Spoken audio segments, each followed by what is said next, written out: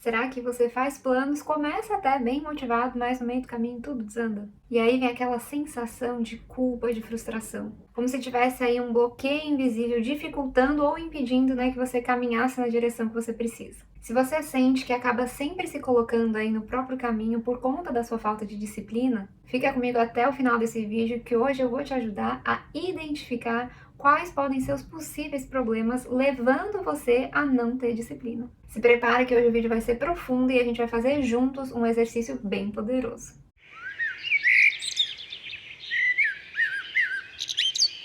Oi gente, meu nome é Letícia e eu trago aqui no canal reflexões, inspirações, exercícios também para ajudar a gente a superar os desafios da vida adulta e viver uma vida mais plena, mais feliz, mais tranquila. Se esse tipo de assunto te interessa, eu te convido a se inscrever. Bom, hoje a gente vai falar de um assunto super importante que é a disciplina, mas vamos falar também sobre como a falta de disciplina pode estar afetando aí você conseguir de fato colocar em prática todo o seu potencial e alcançar aí os seus desejos, os seus sonhos, as suas metas. A grande questão, gente, que eu quero trazer para vocês aqui nesse vídeo é de que a autossabotagem e a disciplina são aspectos extremamente ligados. A gente pode dizer, inclusive, que a falta de disciplina pode ser uma das expressões da autossabotagem. A autossabotagem, ela é um mecanismo extremamente silencioso, porém muito perigoso também. E ela pode justamente explicar o porquê você não consegue ser mais disciplinado do que gostaria. E a grande questão, gente, é que a autossabotagem, ela pode aparecer de milhares de maneiras e formas.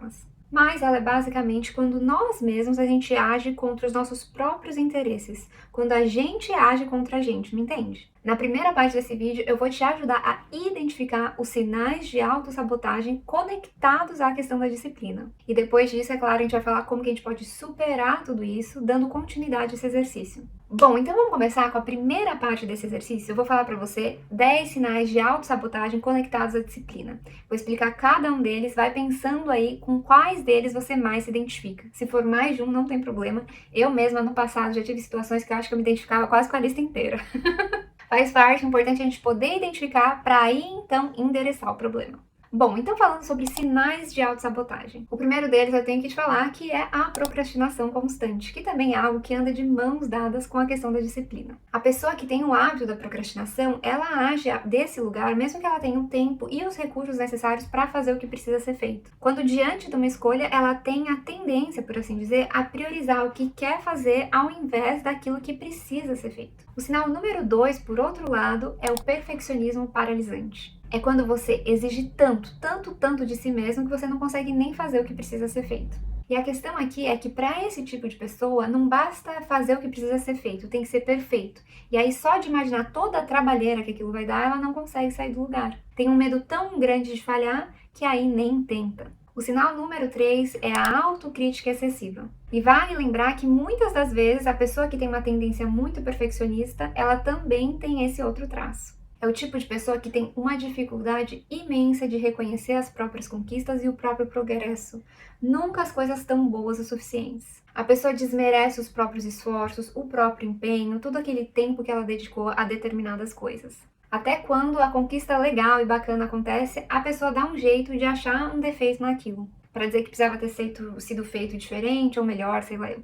O sinal número 4 é o medo do sucesso. Você pode aí evitar algumas coisas porque tem medo da responsabilidade que aquilo vai te demandar. Tem medo das expectativas que podem vir a partir de um lugar de sucesso. Talvez tenha um medo aí de ser visto, de ser questionado, ou até mesmo um medo de que as pessoas confiem e contem com você. Tudo isso para indicar que lá no fundo você nunca se sente bom o suficiente. O sinal número 5, eu diria que é a autodestruição, disfarçada, no entanto, de autoindulgência e às vezes até disfarçada de autocuidado. É quando a gente se recompensa de formas que na realidade estão nos prejudicando. Então, por exemplo, assim, você gasta mais do que você tem.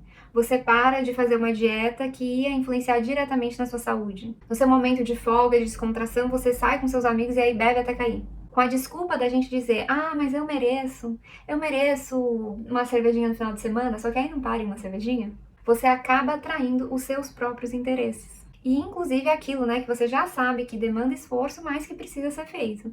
Pode ser aí a dieta, pode ser beber menos, gastar menos. O sinal número 6 é em relação à fuga dos desafios. É quando a gente evita situações ou oportunidades que possam vir a exigir da gente que a gente aprenda novas coisas, que a gente se desenvolva, que vai envolver aí uma série de desafios de fato. Porém, desafios esses que vão promover o nosso crescimento e desenvolvimento. Mas aí, porque a gente sente que não vai conseguir lidar com aquilo, ou porque a gente não confia na nossa capacidade de aprender uma nova habilidade ou competência, a gente nem mesmo tenta ou nem mesmo aceita esse novo desafio. A gente tem medo de falhar e fica imaginando o que as outras pessoas vão pensar da gente se a gente não conseguir fazer aquilo, se a gente fracassar. A grande verdade, né, gente, eu devo admitir, é que não tem fracasso maior do que aquele de quando a gente nem mesmo tentou.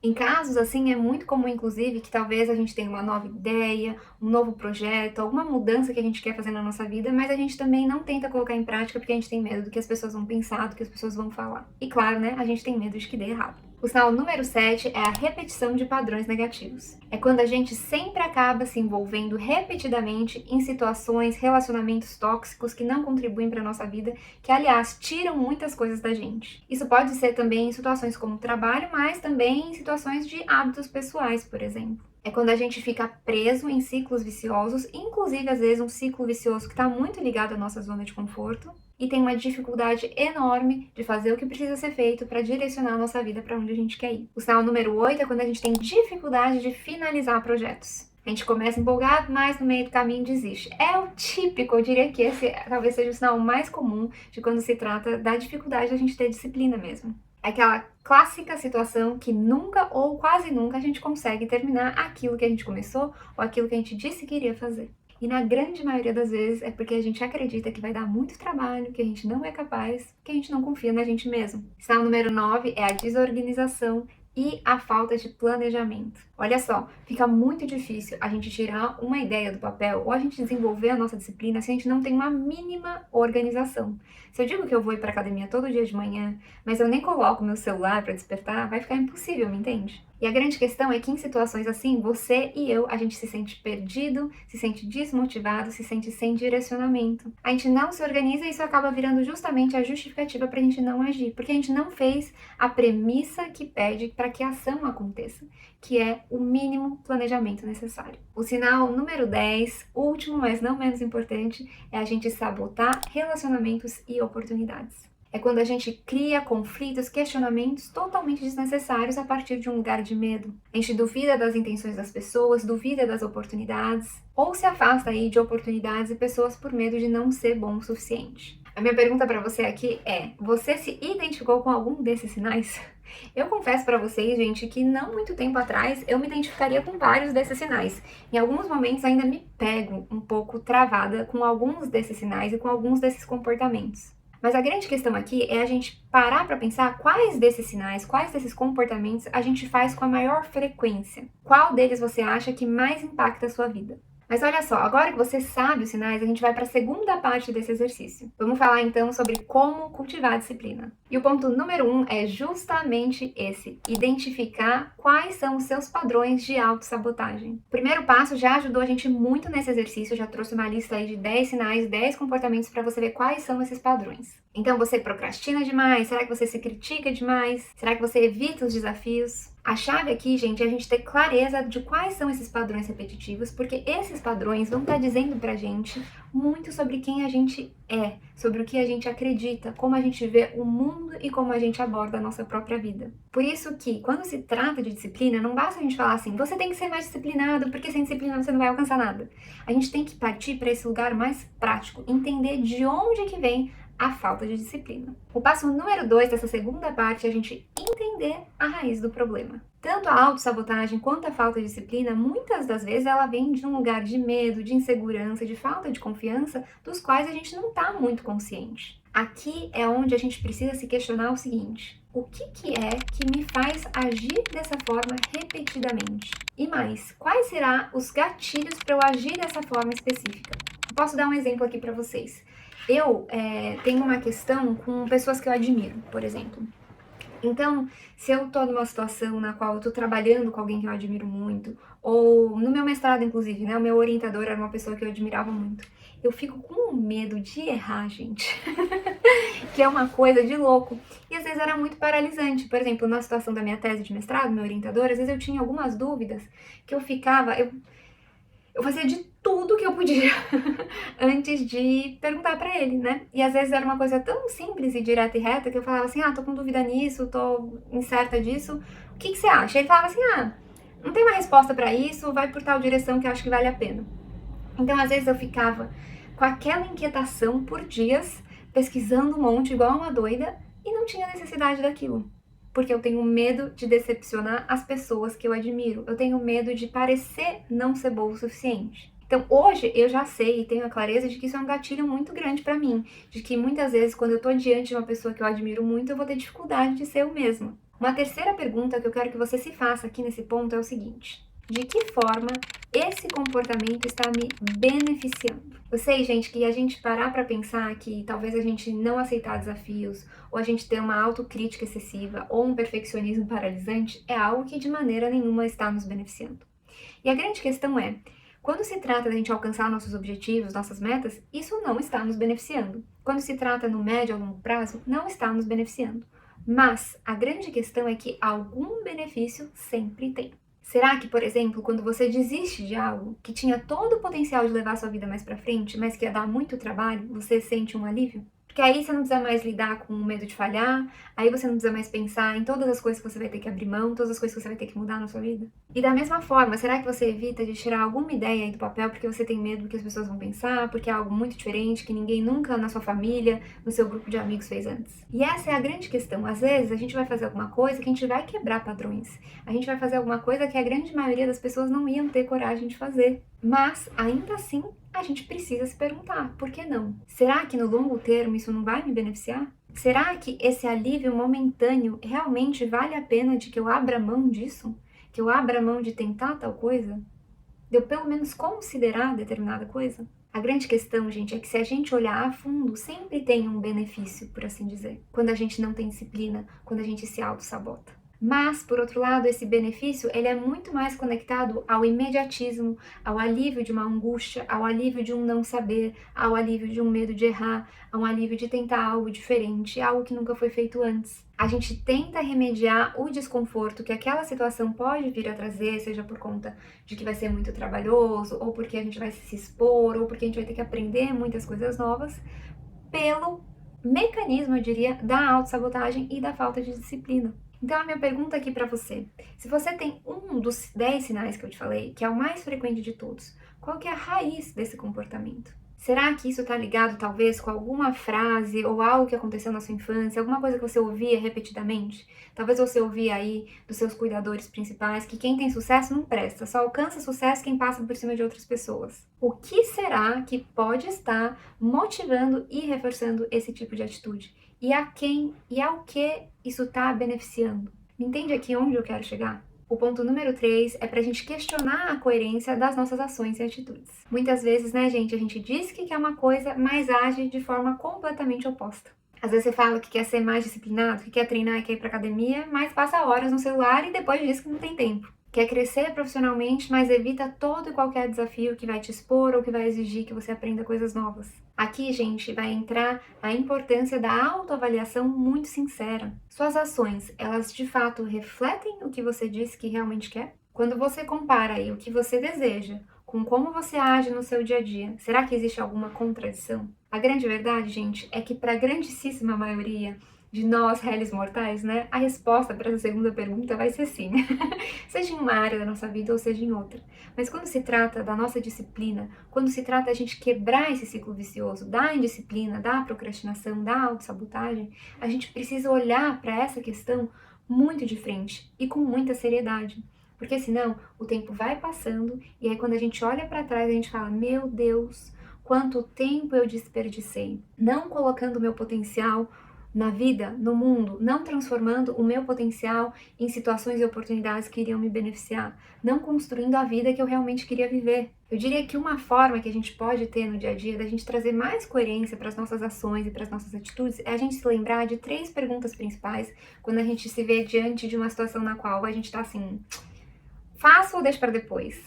Aceito tal oportunidade ou não aceito? A primeira delas é a gente se perguntar o seguinte: se eu tomar essa atitude a qual eu estou mais inclinado a tomar, isso vai estar me aproximando do meu objetivo ou me afastando dele? Pergunta número 2 é mais óbvia: o que será que uma pessoa disciplinada escolheria fazer diante dessa situação? E a pergunta número 3, se eu continuar agindo desse jeito que eu estou agindo agora, onde será que isso vai me levar?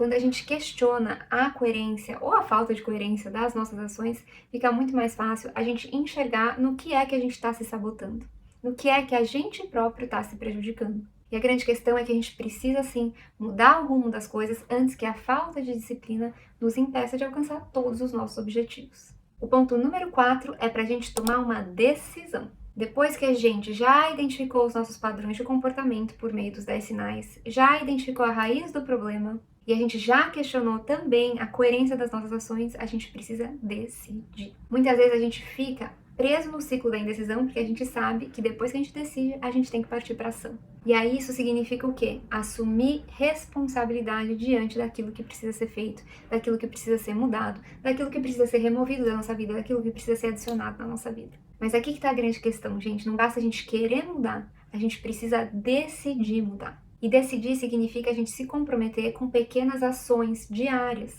E olha só, eu quero colocar ênfase em pequenas ações diárias.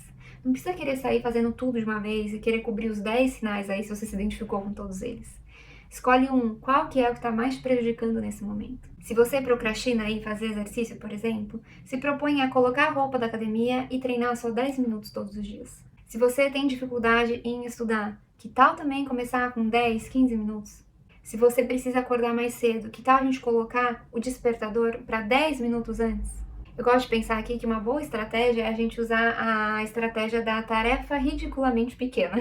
Então, por exemplo, assim, ao invés de você escrever um artigo que você precisa escrever, você vai começar com criando o documento no seu computador e escrevendo um parágrafo. Em vez de você ler o livro inteiro que você precisa ler, você começa com uma página. O que é a menor porção possível que você pode começar a fazer dessa tarefa, mas que já vai representar um resultado?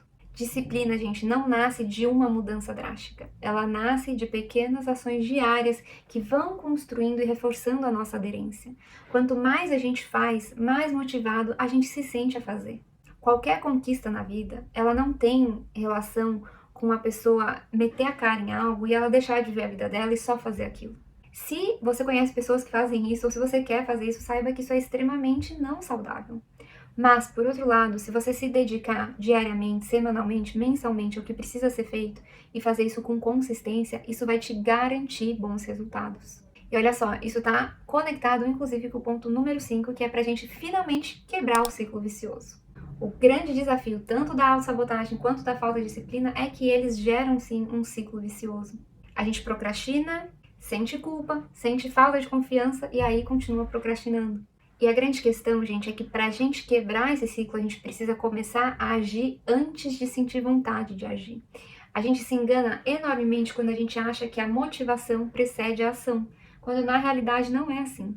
A gente vai se sentir mais motivado e a gente vai construir a nossa aderência com relação a algo qual a gente precisa ser disciplinado, a partir do momento que a gente vai agindo e vai quebrando o ciclo vicioso.